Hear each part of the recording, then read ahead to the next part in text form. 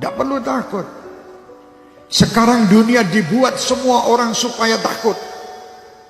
Sampaikan kepada dunia dan sampaikan kepada orang yang membuat berita takut-takut itu. Kami sebagai umat Islam dan kami bangsa Indonesia tidak pernah takut dengan siapapun. Kami hanya takut kepada Allah Subhanahu wa ta'ala yang menciptakan kita, yang menciptakan semua permasalahan yang ada ini. Allah, dekatlah kita kepada Allah, insya Allah semua akan nyingkir. Bingung sekolah Indonesia ini, dunia semua dengan corona. Astagfirullahaladzim. Kenapa tidak takut sama Allah?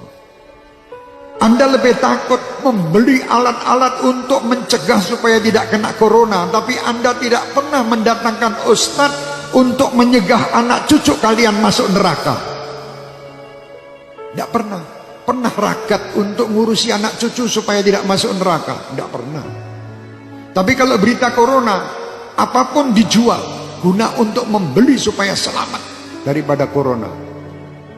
Mau mati sekarang, mati besok tetap mati. Sudah tidak bisa, kita mau lari dari kematian, tidak bisa. Supaya kita selamat, ayo dekat kepada Allah. Tidak ada mudarat. Siapa yang meninggal kena virus, pasti yang sudah ditetapkan Allah harus meninggal pada waktu yang ditetapkan. Didatangkan malaikat pencabut nyawa atas perintah Allah, lewat sakit kena virus. Tanpa kena virus itu pun yang meninggal tiap waktu tetap terjadi. Lalu apa yang harus kita lakukan? Apakah kita panik? Jangan. Panik tidak menyelesaikan masalah. Kita baca mengapa syariatnya Allah takdirkan ada ini. Oh, makan tidak terjaga, hidup yang kotor, dan berbagai hal yang kita bisa dapatkan informasinya. Efeknya, sempurnakan syariatnya, hidup bersih, makanan bersih, sikap bersih, plus doa yang banyak. Karena virus itu tidak akan menyentuh kita tanpa izin pemilik diri kita. Tubuh ini milik Allah hadirin, bukan milik kita. Tubuh ini tidak akan terluka sedikit pun tanpa izin pemiliknya.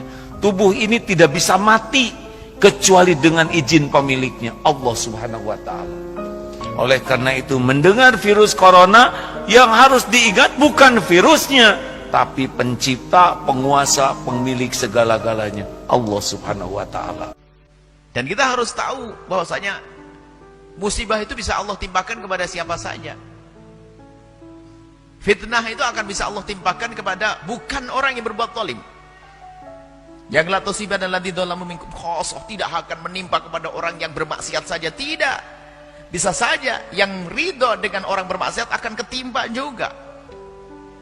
Mungkin semacam itu. Jadi ada sebuah tempat dia melakukan kemaksiatan lalu Allah timpakan musibah, orang berimannya kena.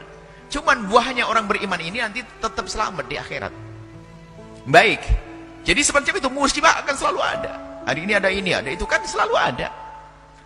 Dan musibah dihadirkan oleh Allah bukan karena Allah tidak mampu untuk mengangkatnya, untuk mengangkat orang yang sadar kalau itu musibah dan bagaimana menyikapi musibah.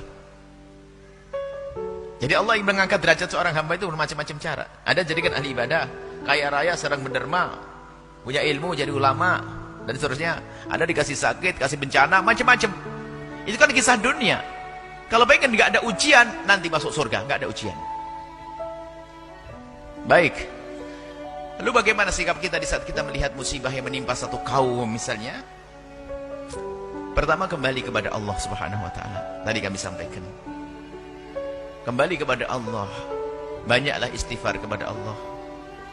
Jadi kalau ada musibah itu adalah jangan sombong kepada Allah. Karena bisa saja musibah itu karena dosa-dosa kita. Banyak istighfar kepada Allah agar Allah jauhkan dari musibah. Istighfar yang banyak. Istighfar. Astagfirullah. Apa yang terjadi setelah datang virus corona? Apa yang terjadi?